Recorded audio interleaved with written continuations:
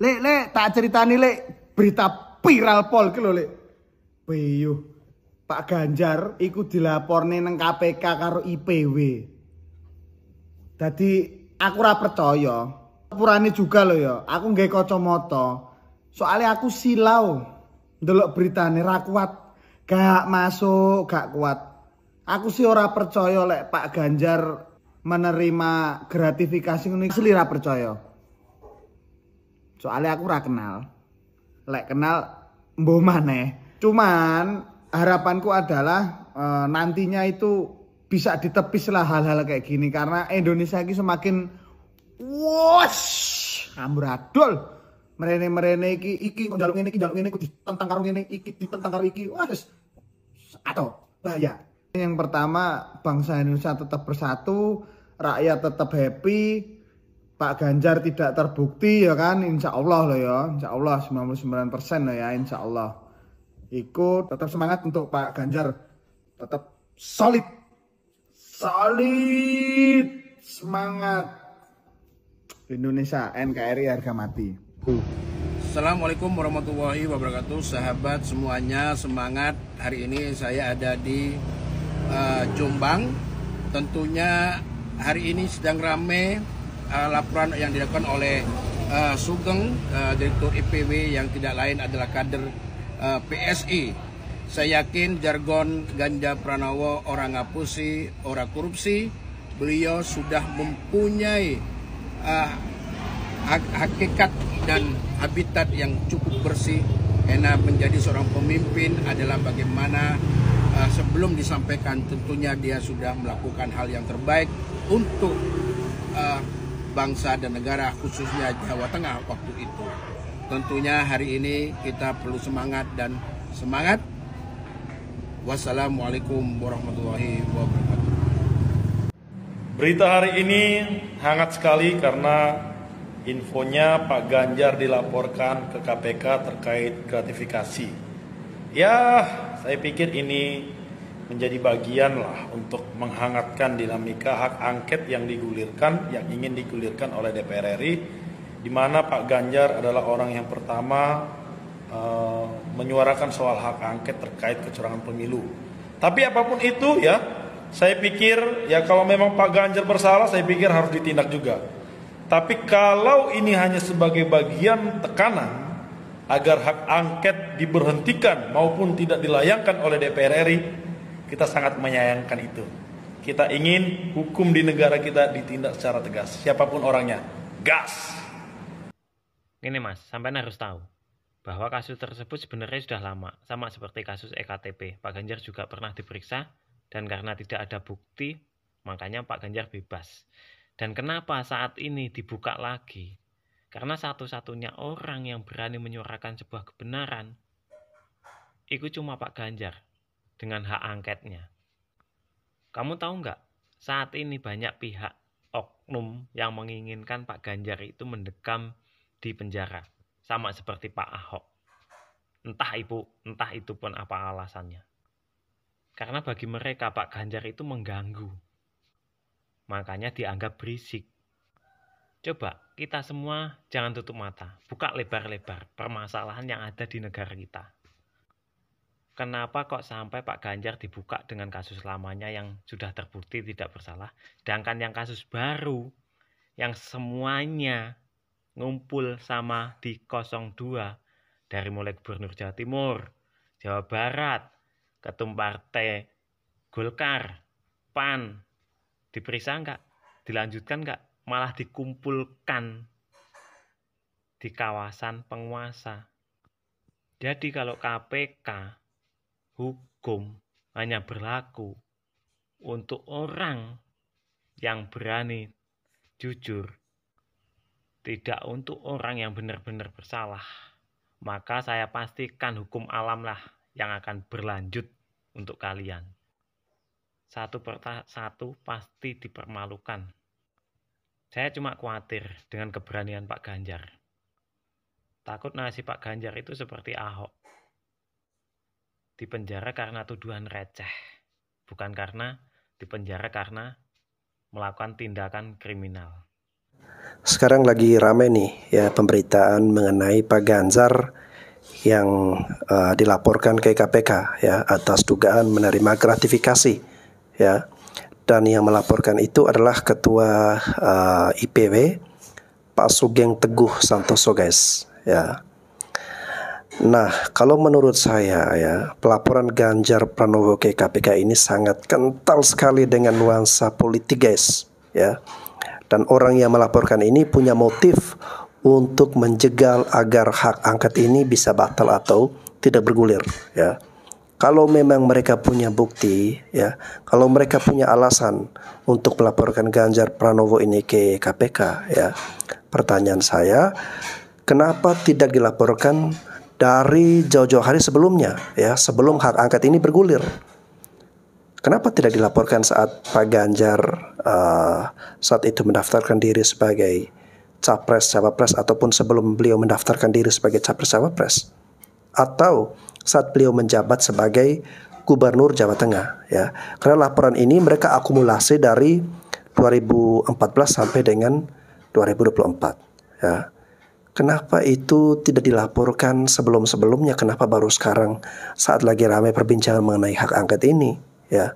Lalu kemudian kita lihat latar belakang dari Ketua IPW Sugeng Teguh Santoso ini. Dia ini adalah kader dari Partai PSI guys ya. Dia Ketua DPP PSI dari Bogor. Jadi sudah sangat ketahuan sekali guys ya, bahwa mereka sangat takut dengan hak angket ini, sehingga berusaha dengan segala cara untuk menjegal ataupun ingin memproses hukum Pak Ganjar ini ya. Karena kita tahu Pak Ganjar ini ya aktor yang paling vokal yang teriak-teriak soal hak angket ya. Nah, untuk Pak Sugeng Teguh Santoso ya, silakan kalau Anda punya bukti untuk melaporkan Pak Ganjar, dan kita sebagai pendukung Pak Ganjar ya, kita mendukung langkah dari KPK ya. Pemilihan umum telah menipu kita, seluruh rakyat dipaksa gembira. Hak demokrasi pura-pura, rakyat kita belum merdeka. Pilihlah wakilmu yang suka memperdaya, perusak amanah yang setia. Di bawah undang-undang negara Konoha, kita menuju ke penipuan umum. Saya mau memberi penghormatan kepada Denny Siregar dengan membahasnya di VT saya. Ya, akhirnya saya berminat membahas konten kreator centang biru ini setelah pernyataannya di X yang menurut saya memang menarik. Densi membuat postingan di X yang intinya menyatakan permintaan maaf kepada Cak Nun atau MH Ainun Najib karena dulu dia tidak sepakat Jokowi diberi julukan Firaun. Densi menyatakan baru sadar bahwa apa yang dikatakan Cak Nun itu benar. Artinya Densi mengamini bahwa Jokowi adalah Firaun. Akhirnya saat yang saya perkirakan itu tiba.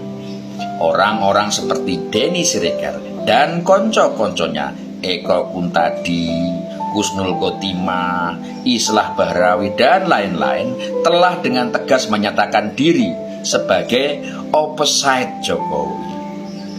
Jadi tidak usah dibahas, mereka dulu jadi pendukung yang semilitan apa, itu masa lalu. Jokowi meninggalkan mereka, Jokowi berubah, itu kata kunci yang selalu mereka garis bawahi. Kata kunci yang juga dipakai oleh grup musik slang. Dan buat saya bebas-bebas saja mau menuduh Jokowi seperti apa. Lah wong Pak Jokowi itu nggak kurang-kurang dituduh dengan segala macam tuduhan kok. Dari tuduhan kelas bulu sampai tuduhan yang kelas berat. Melihat sikap Densi dan gengnya itu, saya kok justru merasa lega ya. Akhirnya mereka berkumpul dengan bedebah-bedebah yang dulu mereka lawan. Mereka telah menjadi satu kubu dengan para pembenci Jokowi. Itu artinya mereka telah menegaskan identitas dan posisi mereka di mata publik, di mata kita semua. Dari fakta sepele seperti itu saja sudah terlihat jelas sebenarnya siapa yang meninggalkan dan siapa yang berubah. Coba kita gambarkan dengan cara sederhana. Pada satu masa ya, Jokowi berada dalam lingkaran A. Densi dan gengnya juga ada dalam lingkaran A. Artinya Densi dan gengnya itu satu lingkaran dengan Jokowi. Para pembenci Jokowi ada di lingkaran B. Nah, sekarang Jokowi tetap di lingkaran A. Densi dan gengnya ikut masuk ke lingkaran B. Satu lingkaran dengan para pembenci Jokowi itu. Ya kan? Logika anak TK saja bisa menjelaskan. Yang pindah siapa? Yang berubah siapa dan yang pergi siapa? Fakta lain, semua yang ada satu lingkaran dengan Jokowi pasti sikap dan perilakunya positif, adem, santun dan santai. Sementara yang ada di luar lingkaran Jokowi selalu negatif, ngamuan dan ngototan. Waktu Densi dan gengnya berada satu lingkaran dengan Jokowi, mereka juga selalu terlihat positif, adem, santun, dan santai. Coba lihat sekarang, begitu mereka keluar dari lingkaran Jokowi dan menjadi satu lingkaran dengan para pembenci Jokowi, perilaku mereka berubah menjadi negatif, ngamuan, dan ngototan. Sementara Jokowi ya tetap adem-adem saja seperti biasanya. Lagi-lagi dengan logika anak TK, kelihatan siapa yang berubah. Saya yakin pasti akan ada yang komentar atau menyanggah begini. Densi dan teman-temannya itu berubah karena Jokowi berkhianat. Karena Jokowi haus kekuasaan dengan mempraktekkan politik dinasti.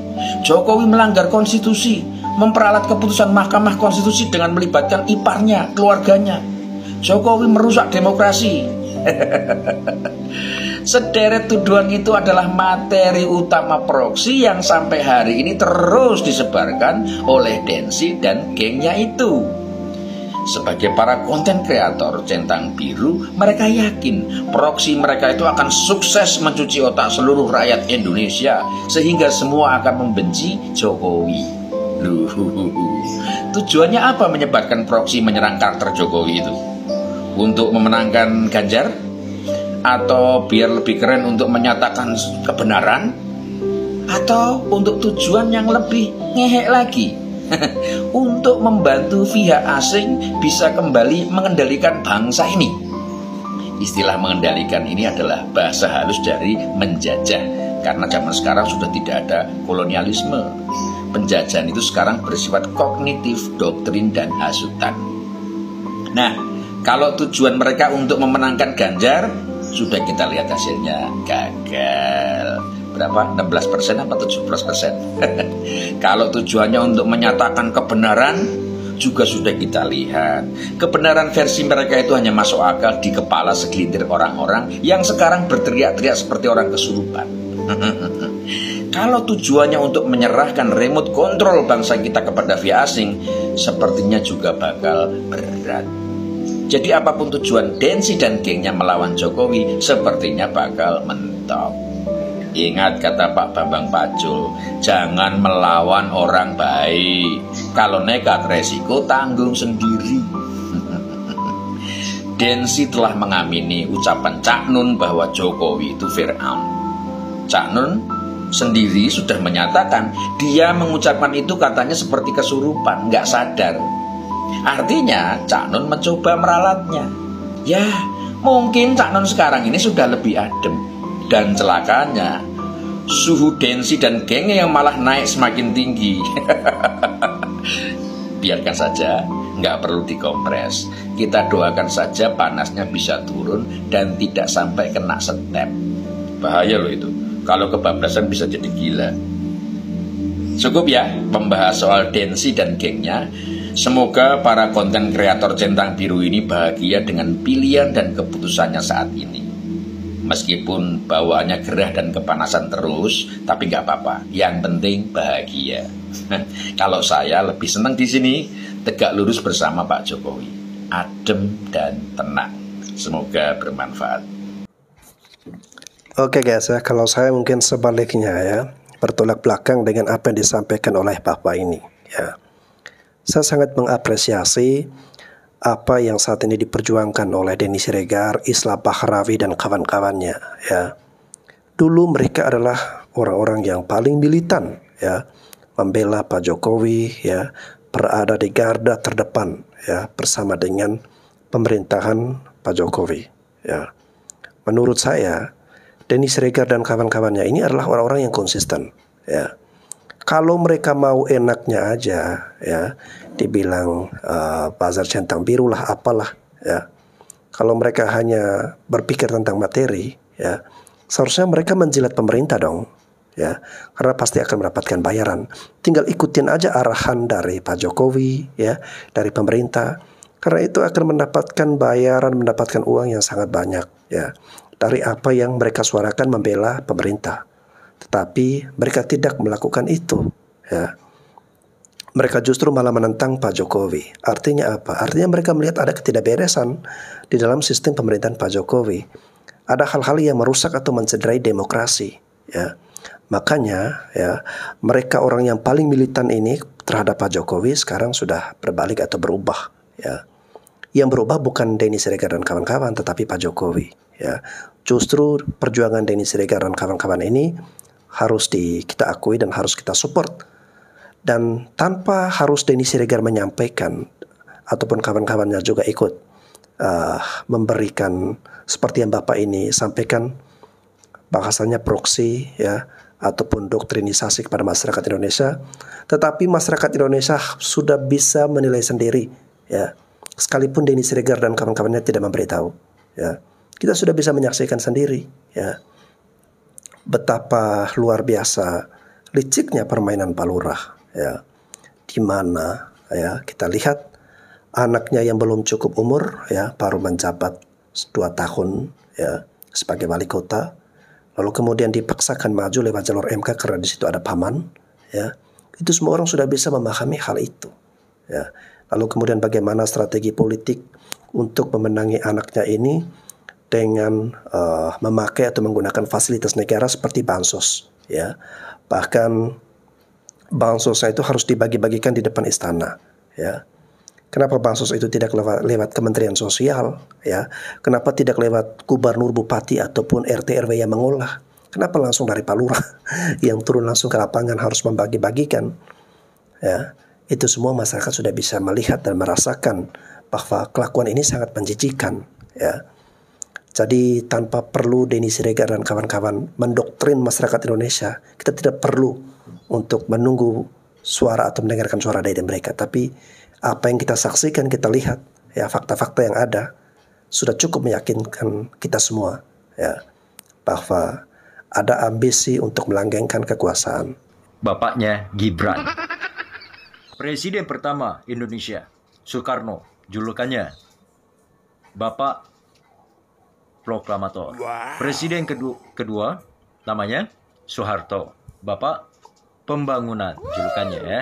Presiden ketiga yaitu B.J. Habibie, julukannya Bapak Teknologi. Presiden keempat Abdurrahman Wahid, julukannya Bapak Pluralisme. Dan presiden kelima adalah Ibu Megawati, yaitu julukannya Ibu Penjaga Konstitusi. Presiden keenam yaitu SBY, Susilo Bambang Yudhoyono, julukannya Bapak Perdamaian. Presiden ketujuh Bapak Joko Widodo, julukannya apa? Ada julukannya? Coba dikasih julukannya. Sampai sekarang saya belum tahu ada julukannya atau belum. Yang saya tahu bapaknya Gibran. Ganjar dilaporkan KPK, dugaan gratifikasi. Oke, kita cek. Ganjar merupakan salah satu calon presiden 2024. Beliau juga pernah menjabat sebagai gubernur Jawa Tengah 2 periode, dari 2013 sampai 2023. Beliau juga pernah menjabat sebagai anggota DPR RI, pernah menduduki karir politik di eksekutif dan di legislatif yang cukup panjang.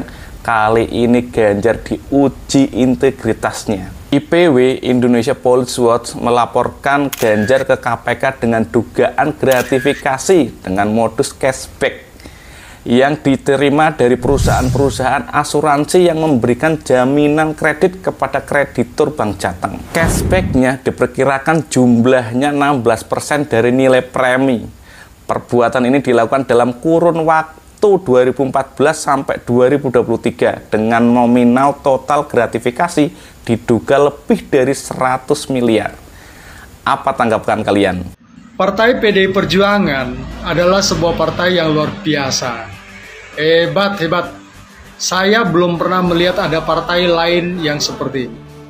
Pendukungnya begitu kokoh, sangat militan, solid, dan mencintai partai ini luar biasa.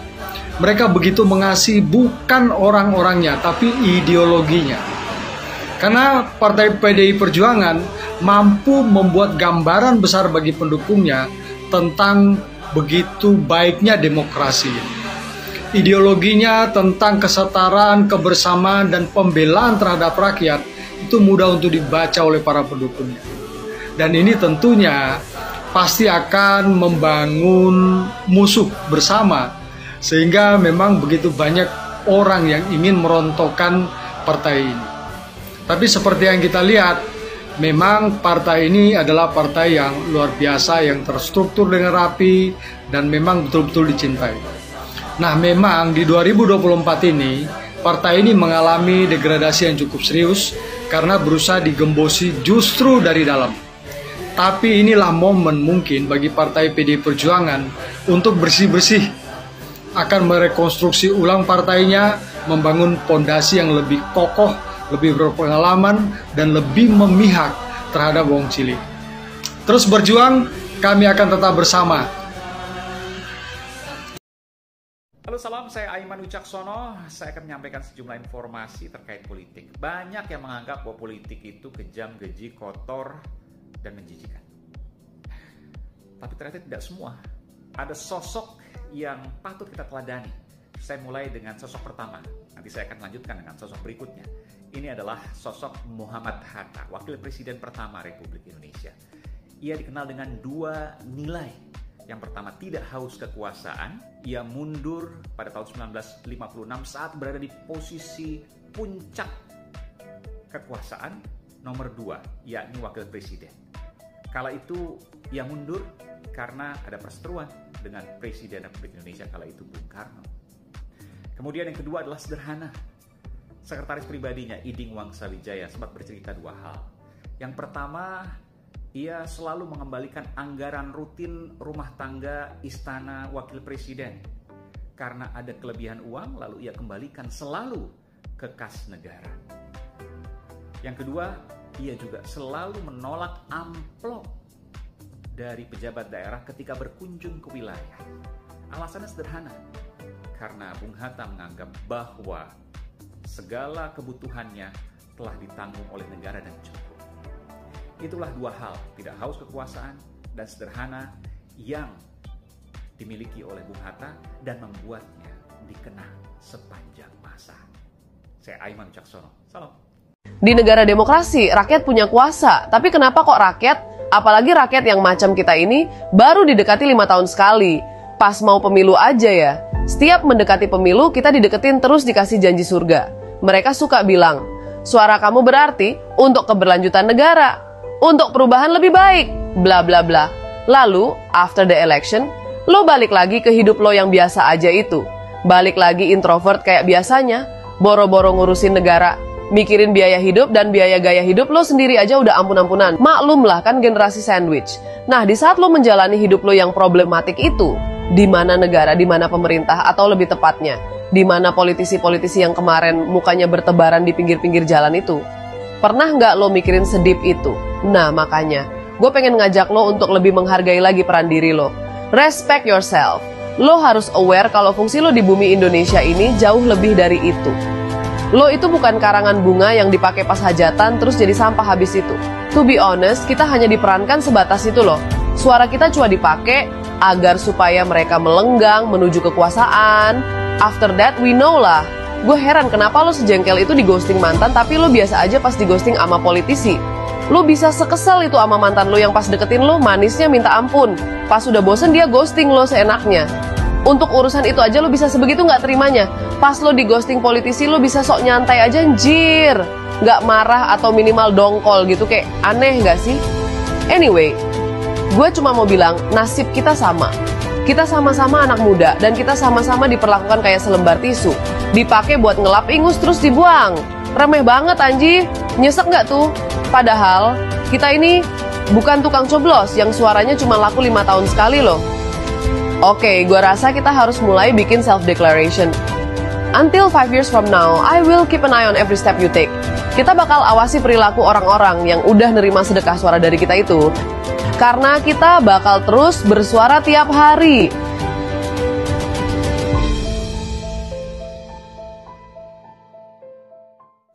Oke guys, ya, melihat berbagai dinamika politik yang terjadi saat ini, ya, kita berharap semuanya itu menjadi pembelajaran, menjadi evaluasi, serta sekaligus menjadi jalan, ya, bagi kebaikan untuk Republik ini, ya. Semoga ke depan Indonesia semakin maju, ya, rakyat Indonesia semuanya dari Sabang sampai Merauke kesejahteraannya bisa lebih meningkat, ya. Semakin sedikit orang-orang miskin, ya. Biarlah rakyat tumbuh hidup menjadi orang-orang yang sejahtera, merasakan nikmatnya hidup di Indonesia. Pemimpin bisa siapa saja guys, ya, dan itu silih berganti, ya. Tetapi tugas tanggung jawab kita, ya, sebagai generasi penerus, sebagai bangsa Indonesia adalah tetap menjaga agar bumi Nusantara ini, ya, selalu aman, selalu bersatu, ya, selalu utuh, jangan terpecah belah. Saya Bastian Sebo, sampai jumpa lagi.